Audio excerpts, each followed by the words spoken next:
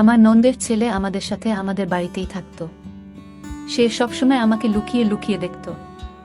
একদিন আমি জামা কাপড় পাল্টাছিলাম। হঠাৎ আমি দেখতে পেলাম যে আমার নন্দের ছেলে আমাকে আড়াল থেকে দেখছে। আমি তাকে ধরে খুব মারি, সবার সামনে তাকে মেরে বাড়ি থেকে বের করে দিই।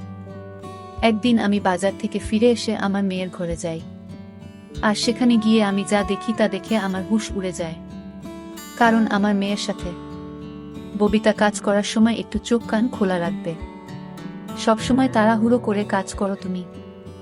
আমার শাশুড়ির গলার আওয়াজ শুনে আমি তাড়াতাড়ি কড়াইয়ের তেলে পেঁয়াজ ঢেলে বাইরে বেরিয়ে আসি। কে জানে আমি আবার কি ভুল করে ফেলেছি। আমার বিয়ের ৮ মাস হয়ে গেছে, আর এই ৮ মাসের একদিন ও যায়নি যেদিন আমি শাশুড়ির বকা খাইনি। আমার শাশুড়ি এক হাতে ঝাড়ু নিয়ে টিনের বাক্স কাছে দাঁড়িয়েছিলেন, যেটা দেওয়ালের সাথে লাগা ছিল। টিনের বাক্সের পেছন থেকে ঝাড়ু দিয়ে জোর করে ধুলো বের করার চেষ্টা করছিলেন। এটা ওনার রোজ দিনের কাজ, ঘরের কোনায় কোনায় গিয়ে আমার কাজের খুঁত বের করা। আমার স্বামী সবুজের আসার সময় হয়ে গেছে। সে যদি এসে তার মায়ের হাতে ঝাড়ু দেখে, তাহলে আমার কপালে দুঃখ আছে। আমি এগিয়ে গিয়ে মাকে বলি, ঝাড়ুটা আমাকে দিন মা, আমি ধুলো বের করছি।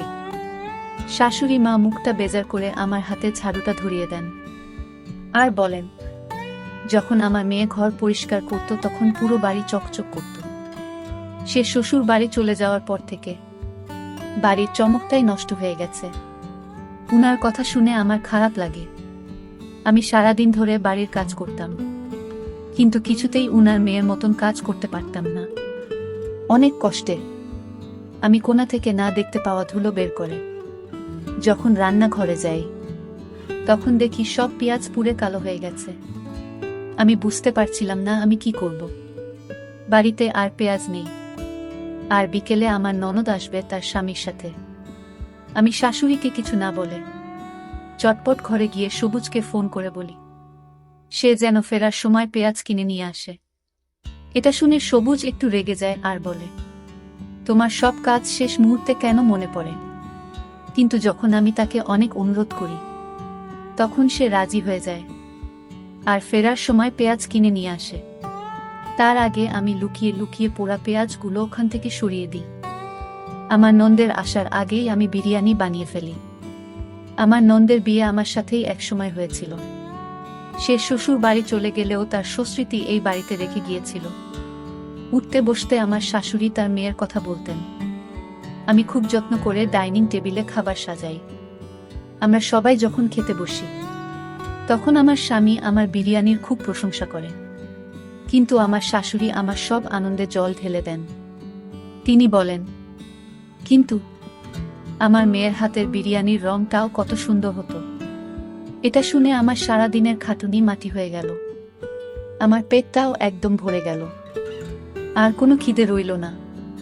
আমি সবার এত বাসন তুলে সেগুলো রান্নাঘরে মাজতে নিয়ে যাই। আমার চোখে পানি চলে আসে।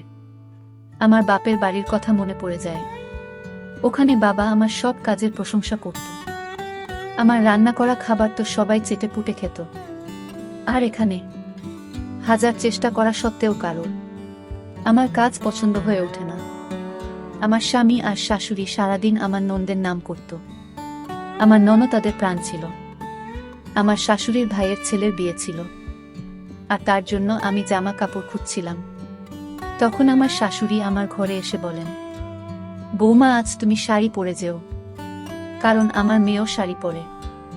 এটা শুনে আমি চিন্তায় পড়ে যাই। আমি শাড়ি সামলাতে পারি না, কিন্তু আমি এটা বুঝতে পারছি না যে আমার ননদ শাড়ি পরছে বলে আমাকেও কেন শাড়ি পরতে হবে। সবুজ অফিস থেকে ফিরে আমার গোমরা মুখ দেখে জিজ্ঞেস করে, কি হয়েছে তোমার? আমি বলি, মা আমাকে শাড়ি পরতে বলেছেন। আমার শাড়ি পরতে ভালো লাগে না। হাজার চেষ্টা করে পুরো শরীর ঢাকা সত্ত্বেও আমার মনে হয় যে আমার চেহারাটা পুরো ঢাকা পড়ে না। সবুজ এসে বলে, তুমি শাড়ি পরো না, শাড়ি শুধু আমার বোনকেই মানায়। এটা শুনে আমার খুব রাগ হয়। আমি জেদ করে শাড়ি পরি, আর কোনো রকমে তুলতে তুলতে বিয়ে বাড়িতে গিয়ে পৌঁছায়। ওখানে গিয়ে আমি জানতে পারি যে আমার ননদ গর্ভবতী। সে খুশি হয়ে সবাইকে এই খবরটা শোনাচ্ছিল। এটা শুনে আমিও খুশি হই, কিন্তু কিছুক্ষণ পর আমার সব আনন্দ মাটি হয়ে যায়। আমার ননদ গর্ভবতী শুনে সবাই আমাকে প্রশ্ন করতে শুরু করে যে আমি কবে গর্ভবতী হব, কারণ আমাদের একসাথে বিয়ে হয়েছিল। আমি বুঝতে পারছিলাম না সবার প্রশ্নের কি উত্তর দেব। পরের দিন আমার শাশুড়ি আমাকে ডাক্তারের কাছে নিয়ে যান। তারপর জানা যায় যে আমার কিছু সমস্যা, যার চিকিৎসা হওয়ার পরেই আমি মা হতে পারব। বাড়িতে এসে আমার শাশুড়ির সারা বাড়ি মাথায় তোলে। আমি ঘরে দরজা বন্ধ করে বসে থাকি। সবুজ আমাকে এই নিয়ে কিছু বলে না, কিন্তু সবাই আবার আমার নন্দের প্রশংসা করতে থাকে। আমার শাশুড়ি তার জন্য অনেক রকমের রান্না করতেন। আমাদের বাড়ি থেকে তার জন্য খাবার, ফল, জুস সব যেত, যেন মনে হতো যে তার শ্বশুর বাড়িতে কিছুই নেই। শেষমেশ সেই দিনটা আসে যেদিন আমার নন্দের একটা ফুটফুটে ছেলের জন্ম দেয়। আমার নন্দের ছেলে অনেক ছোট বয়স থেকেই আমাদের বাড়িতে থাকত। আমার নন্দের স্বামী কাজে যাওয়ার সময় তাকে আমাদের বাড়িতে দিয়ে যেত, আর ফেরার পথে তাকে নিয়ে যেত। আমার ননদ ঘর আর বাচ্চা দুটো একসাথে সামলাতে পারত না, তাই সে তার ছেলেকে আমাদের বাড়িতে পাঠিয়ে দিত। সেই ছোট বাচ্চাটাকে আমি খুব ভালোবেসে ফেলি। আমার শাশুড়ি মায়ের বয়স হয়েছিল, উনার ক্ষমতা ছিল না এত ছোট একটা বাচ্চাকে সামলানোর। তাই আমার নন্দের ছেলে সেলিমের দায়িত্ব আমার ঘাড়ে এসে পড়ে। কিছুদিন পর আবার শুভ্র আসে যে আমার ননদ আবার মা হতে চলেছে। তারপর সে সেলিমকে পুরোপুরি আমার উপর ছেড়ে দেয়। আমিও সেলিমকে নিজের সন্তানের মতন বড় করতে থাকি। আমার নিজের কোনো সন্তান ছিল না, তাই আমি সেলিমকে নিজের সন্তান ভাবতাম। আমার ননদ সেলিমকে আর বাড়ি ফিরিয়ে নিয়ে যাওয়ার কথা বলে না, আর সে বরাবরের মতন আমাদের বাড়িতেই থেকে যায়। আমার সেলিমের প্রতি ভালোবাসা দেখে স্রষ্টার আমার উপর কৃত হয়। সেলিমের যখন 4 বছর বয়স তখন আমার একটা মেয়ে হয়। আমার মেয়ে হওয়ার পরেও আমি সেলিমকে নিজের কাছে রাখি আর দুটো বাচ্চাকেই একসাথে বড় করি। আমার নন্দের একের পর এক করে মোট 5টা বাচ্চা হয়, তাই তার সেলিমকে নিয়ে আর কোনো চিন্তা ছিল না। আমার শাশুড়ি সেলিমকে ছাড়া এক মুহূর্ত থাকতে পারতেন না, তাই সে আমাদের বাড়িতেই বড় হয়। দেখতে দেখতে অনেকগুলো বছর কেটে যায়। আমার মেয়ের রেশমার বয়স এখন 15 বছর, আর সেলিমের বয়স 19 বছর। আমার এখনো মনে হয় যে আমি কালকেই বিয়ে করে এই বাড়িতে এসেছি। আমার শাশুড়ি মায়ের বয়স হয়েছে, উনি আজকাল ঘর থেকে খুব একটা বের হন না। আমাদের দিনকাল ভালোই কাটছিল। একদিন আমি খাটে বসে চা খাচ্ছিলাম আর রেশমা আমার পাশে বসে বই পড়ছিল। আমি তাকে জিজ্ঞেস করি, কি ব্যাপার রেশমা, আজকাল তোর সেলিম দাদা তোকে পড়াশোনায় সাহায্য করে না? রেশমা মাথা নাড়ে আর বলে, আজকাল আমার সেলিম দাদার ব্যবহার ভালো লাগে না। ও কেমন বদলে গেছে, তাই ওর সাথে কথা বলতে আর তেমন ইচ্ছে করে না। ওর সাহায্যের আমার কোনো প্রয়োজন নেই, আমি নিজেই পড়ে নেব। এটা শুনে আমার হাসি পায়। ভাই বোনের মধ্যে এরকম ঝগড়া তো হয়েই থাকে, কিন্তু আমি দিন দিন লক্ষ্য করি যে তাদের মধ্যে দূরত্ব বাড়তেই আছে। আগে ওরা সব সময় একসাথে থাকত, কিন্তু আজকাল সেলিম যেখানে থাকে সেখানে রেশমা যেতেও চায় না। আমি রেশমাকে অনেক বোঝানোর চেষ্টা করি, কিন্তু সে বলে, মা তুমি সেলিম দাদাকে ভালোভাবে জানো না, ও এখন অনেক পাল্টে গেছে। আমি রেশমাকে তার মতো ছেড়ে দিই আর ভাবি যে পরে ওকে আমি বুঝিয়ে বলবো। আজকাল প্রায় সে আমার কাছে সেলিমের নামে নালিশ করে, কিন্তু আমি সেলিমের বদলে তাকে বোঝাই, কারণ আমার সেলিমের প্রতি বিশ্বাস ছিল। সে আমার চোখের সামনে বড় হয়েছে। আমি আর আমার শাশুড়ি মা তাকে বড় করে তুলেছি। আমাদের শিক্ষায় সে বড় হয়েছে, তাই সে কখনোই খারাপ হতে পারে না, এটা আমার বিশ্বাস ছিল। কিন্তু এই কয়েকদিন আমিও সেলিমের মধ্যে একটা পার্থক্য লক্ষ্য করছি। ও সারাদিন আমার উপর নজর রাখত। সেলিম আমার ছেলের মতো ঠিকই, কিন্তু সে আমার স্বামী নন্দের ছেলে, তাই আমি ওর সামনে ঘোমটা দিয়ে থাকতাম। ও যখন কলেজ থেকে ফিরত তখন রান্না ঘরের বাইরে বসে আমাকে কাজ করতে দেখত। ওর নজরটা আমার ভালো লাগে না। আমার তখন মনে হয় যে রেশমা হয়তো ঠিকই বলছে, সেলিম বড় হয়ে গেছে, তাই হয়তো রেশমা ওর থেকে দূরে থাকতে চায়। একদিন আমি সবুজকে বলি, আমাদের এখন সেলিমকে তার মায়ের কাছে পাঠিয়ে দেওয়া উচিত। একটা কম বয়সী ছেলেকে আমাদের বাড়িতে রাখা ঠিক নয়। এটা শুনে সবুজ অবাক হয়ে যায় আর বলে, হঠাৎ তোমার মাথায় এমন একটা খেয়াল এলো কেন? সেলিম তো ছোটবেলা থেকেই এখানেই বড় হয়েছে। আমার বোন তো ওর দিকে ফিরেও তাকায়নি। তাহলে এখন আমি তাকে আমার বোনের কাছে কেন ফেরত পাঠাবো?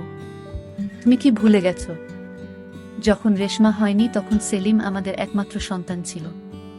তার তো কথা শুনে আমি চুপ হয়ে যাই। এই কথাটা একদম সঠিক যে আমার মেয়ে হওয়ার আগে পর্যন্ত আমি সেলিমকে কোলে নিয়ে নিজের মা হওয়ার শখ মেটাতাম। কিন্তু আজকাল সেলিমকে নিয়ে আমার খুব ভয় হয়। ওই যে কথায় বলে না, নিজের রক্ত সব সময় নিজেরই রক্ত হয়। আর সেলিম আমার নিজের ছেলে নয়। তখন গরমকাল ছিল, দুপুরে খুব চড়া রোদ উঠেছিল। ছেলে মেয়েরা সব কলেজ থেকে ফিরে এসে যে যার মতো নিজের ঘরে চলে গেছিল। আমি ছাদে কাপড় কাচতে যাই আর সব কাপড় কেচে যখন আমি নিচে নেমে আসি তখন আমার গা পুরো ঘামে ভিজে গেছিল। আমি ভাবি যে রাতের খাবার বানানোর আগে আমি কাপড়টা বদলে ফেলি। আমি ঘরে গিয়ে কাপড় বদলাতে শুরু করি। হঠাৎ আমার মনে হয় যে কেউ আমাকে দেখছে। আমি পেছনে ঘুরে দেখতেই ঘরের জানালাটা বন্ধ হয়ে যায়। আমি হতবাক হয়ে তাকিয়ে থাকি, জানালাটা খোলে। কেউ একটা আমাকে কাপড় বদলাতে দেখছিল। ওই জানালাটা আমাদের আম বাগানের পাশেই। তাড়াহুড়োতে আমি জানালাটা বন্ধ করতে ভুলে গেছিলাম। আমি দূরে আম বাগানের দিকে যাই। আমি দেখতে চাই কে আমাকে কাপড় বদলানোর সময় দেখছিল। বাড়িতে তখন সেলিম, রেশমা আর আমার শাশুড়ি মা ছাড়া আর কেউ ছিল না। আর সবুজ তখনও বাড়ি ফিরেনি। আমি বাগানে গিয়ে দেখি সেলিম আমার জানালার কাছে দাঁড়িয়ে আছে। তখন আমি চোখে অন্ধকার দেখছিলাম। আমার বিশ্বাস হচ্ছিল না যে যেই ছেলেটাকে আমি ছোটবেলা থেকে কোলে পিঠা করে বড় করেছি সে এতটা নিচে নামতে পারে কি করে। সে আমাকে জামা কাপড় বদলানোর সময় লুকিয়ে লুকিয়ে দেখছিল। আমাকে দেখে সেলিম চমকে উঠে আর ওখান থেকে চলে যাওয়ার চেষ্টা করে। তখনই আমি ওকে ধরে মারতে শুরু করি। আর আমি ওকে মারতে মারতে ঘরের ভিতরে নিয়ে আসি। সবুজ তখন অফিস থেকে বাড়ি ফিরে এসেছিল। বাড়িতে ঝামেলা দেখে সে হতবাক হয়ে যায়। আমি সেলিমকে নিয়ে গিয়ে সবুজের পায়ের কাছে ধাক্কা মেরে ফেলে দিই। আর সবুজকে বলি, জিজ্ঞেস করো তোমার আদরের বোনের ছেলেকে, সে আমার ঘরের জানালার বাইরে কি করছিল। সবুজ বলে, ববিতা তুমি শান্ত হও, এত চেঁচামেচি করার কি আছে? আমি রেগে বলি, তোমার বোনের ছেলে তো আজ তার সব সীমা ছাড়িয়ে গেছে। সে অনেকদিন ধরে আমাকে খারাপ নজরে দেখছিল। আজ সে আমার জানালা দিয়ে উঁকি মারছিল, কারণ সে জানতো যে আমি ছাদ থেকে কাপড় কেচে নিচে এসেছি। আর এখন আমি কাপড় পাল্টাতে ঘরে যাব। তখন আমার শাশুড়ি মা ঘর থেকে বেরিয়ে এসেছিলেন। আমার কথা শুনে সবাই হতবাক হয়ে যায়।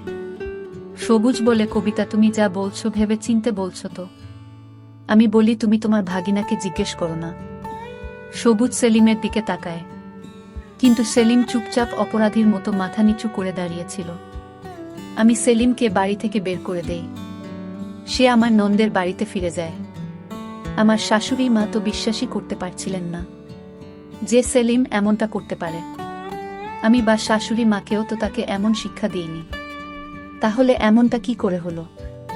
আমারও এটা বিশ্বাস করতে কষ্ট হচ্ছিল, কিন্তু আমি সবটা নিজের চোখে দেখেছিলাম, তাই আমার আর কোনো সন্দেহ ছিল না।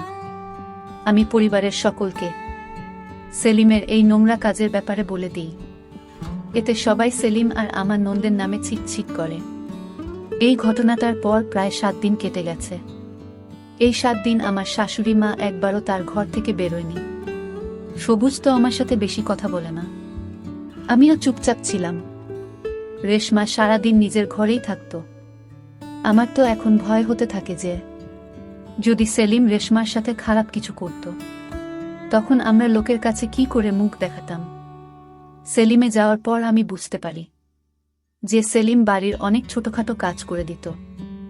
ও চলে যাওয়ার পর সেই সব কাজ আমার ঘাড়ে এসে পড়ে। আমাকে রোজ বাজারে যেতে হতো। সবুজ সারাদিন অফিসে থাকতো আর সে অনেক বেলা করে ফিরত, তাই কিছু কেনার দরকার হলে আমাকে বাজারে যেতে হতো। একদিন দুপুরে খুব চড়া রোদে আমাকে বাজারে যেতে হয়। আমি কয়েকটা কেনাকাটা করে তাড়াতাড়ি বাড়ি ফিরে আসি। বাড়ি এসে আমি প্রথমে রেশমার ঘরে গিয়ে তার পছন্দের কেকটা দিয়ে আসি। সেই ঘরে পড়াশোনা করছিল। আমি তার জন্য তার পছন্দের কেকের দোকান থেকে কেক আর চকলেট কিনে এনেছি। রেশমা তখন তার ঘরে লেখাপড়া করছিল। তারপর যে আমি রেশমার ঘরে গিয়ে দরজাটা খুলি, অমনি আমার আত্মা কেঁপে উঠে। আমার মেয়ে একটা ছেলের সাথে বিছানায় শুয়েছিল। রেশমা হয়তো ভেবেছিল আমার বাজার থেকে ফিরতে দেরি হবে। তখন আমাকে দেখে তার চেহারার রং পাল্টে যায়। তার পাশে শুয়ে থাকা ছেলেটা দ্রুত করে ওঠে, ঘরের জানালা দিয়ে পালিয়ে যায়। আমি তার পিছু নিয়ে আম বাগানে যাই, কিন্তু সে পেছনে দরজা দিয়ে পালিয়ে যায়। সে এত তাড়াতাড়ি পালায় যেন মনে হয় এটা তার প্রতিদিনের অভ্যাস। আমি হতাশ হয়ে বাগানে বসে পড়ি। রেশমা আমার জন্য জল নিয়ে আসে, কিন্তু আমি জলের গ্লাসটা মাটিতে ফেলে ভেঙে ফেলি। আমি রেশমার চুলের মুঠি ধরে বলি, সত্যি করে বল, এসব কতদিন ধরে চলছে? ওই ছেলেটা কে ছিল যে দুপুর বেলা তোর ঘরে ঢুকেছিল? রেশমা ভয়ে কেঁদে ফেলে, কিন্তু আমি বলি, আজ আমার হাত থেকে তুমি কিছুতেই বাঁচতে পারবে না। রেশমা কাঁদতে কাঁদতে বলে, এই ছেলেটা আমার সাথে কলেজে পড়ে। আমি ওকে খুব পছন্দ করি, কিন্তু সেলিমের ওকে পছন্দ ছিল না। সেলিম চাইতো না আমি ওর সাথে মেলামেশা করি, কারণ ওর মনে হতো ও খারাপ ছেলে। রেশমা আরও বলে যে সেলিম রেশমাকে ওই ছেলেটার সাথে মেলামেশা করতে বারণ করত, আর এই কারণেই ওদের মধ্যে দূরত্ব বেড়েছিল। রেশমার পছন্দ ছিল না সেলিম তাকে কোনো কাজে বাধা দিক, আর সেলিম রেশমাকে ভুল পথে যেতে দিতে চায়নি। সেলিম আমাকে রেশমার ব্যাপারে অনেকবার জানাতে চেষ্টা করেছিল, তাই সে আমার আশেপাশে ঘুরত, কিন্তু তার সাহস হয়ে ওঠেনি। এই কথাটা আমাকে মুখ ফুটে বলায় রেশমা সেলিমের বিরুদ্ধে আমার কান ভাঙাত, ওর নামে খারাপ কথা বলতো। তাই আমি সেলিমের নজরের খারাপ অর্থ বের করেছিলাম, কিন্তু সেলিম আসলে আমাকে রেশমার ব্যাপারে বলতে চেয়েছিল। সেদিনও যখন আমি জামা কাপড় পাল্টাছিলাম, তখন ওই ছেলেটা রেশমার সাথে দেখা করে বাগানের পিছনে দরজা দিয়ে পালাচ্ছিল। তার নজর যখন আমার জানালার দিকে পড়ে, তখন সে সেখানে এসে আমার ঘরের জানালা দিয়ে উঁকি মারে। সে লুকিয়ে লুকিয়ে আমাকে দেখছিল। আমি যখন বাগানে গিয়ে পৌঁছাই, তখন ওই ছেলেটা পেছনে দরজা দিয়ে পালিয়ে গেছিল। সেলিম বুঝতে পেরেছিল যে সে বাগানে আছে, তাই সে তাকে ধরার জন্য বাগানে গেছিল। আমি যখন বাগানে যাই, তখন আমি সেখানে সেলিমকে দেখতে পাই, আর আমার মনে হয় যে সেলিম আমার ঘরের জানালা দিয়ে উঁকি মারছিল। কিন্তু আসলে সেটা সেলিম ছিল না, সেটা ছিল রেশমার প্রেমিক সবুজ। আর আমার শাশুড়ি মা যখন সেলিমকে প্রশ্ন করে, তখন সে কোনো কথা বলে না, কারণ সে রেশমার সম্মান বাঁচাতে চেয়েছিল। এটা যদি জানাজানি হতো যে রেশমা তা নিজের বাড়িতে তার প্রেমিকের সাথে দেখা করে, তাহলে সবাই ছিছি করত। আমার শাশুড়ি মা সবাইকে বলে বেড়াতো যে আমি আমার মেয়েকে শিক্ষা দিতে পারিনি। সেলিম চায়নি আমার দিকে কেউ আঙুল তুলুক, তাই সে সব দোষ নিজের ঘাড়ে নিয়ে নিয়েছিল। রেশমার সবটা জেনেও চুপ করেছিল, সে কাউকে সত্যিটা বলেনি। রেশমার কথা শুনে আমার হুঁশ উড়ে যায়। আমি না জেনে অনেক বড় ভুল করে ফেলেছি। আমি যাকে দোষী ভেবেছিলাম, সে আসলে আমার বাড়ির সম্মানের কথা ভেবে এত কিছু সহ্য করেছে। আমাকে এখন যে করেই হোক ভুলটা শুধরে নিতে হবে। আমি তখনই আমার ননদের বাড়িতে চলে যাই। সেখানে গিয়ে সেলিমের কাছে হাত জোর করে ক্ষমা চাই। সেলিম আমাকে জড়িয়ে ধরে বলে, মামি, তোমার ক্ষমা চাওয়ার কোনো প্রয়োজন নেই। আমি তোমাকে খুব ভালোবাসি, তোমার জন্য আমি সবকিছু করতে পারি। আজ সেলিম প্রমাণ করে দিল যে ভালোবাসার সম্পর্ক রক্তের সম্পর্কের থেকে অনেক বড় হয়। আমি বাড়ি ফিরে সবুজ আর আমার শাশুড়ি মাকে সবটা খুলে বলি। আমি সেলিমের সাথে অন্যায় করেছি, তাই তারা আমাকে যে শাস্তি দেবে আমি মাথা পেতে নেব। কিন্তু সবাই আমাকে ক্ষমা করে দেয়। এখন আমাকে আর সবুজকে রেশমার ভুল পথে যাওয়া থেকে আটকাতে হবে, নইলে হয়তো সামনে অপমান আর বড় কোনো বিপদের আশঙ্কা হতে পারে। তো বন্ধুরা, আজকে এই পর্যন্তই। গল্পটি ভালো লাগলে লাইক, কমেন্ট, সাবস্ক্রাইব করে সাথেই থাকুন।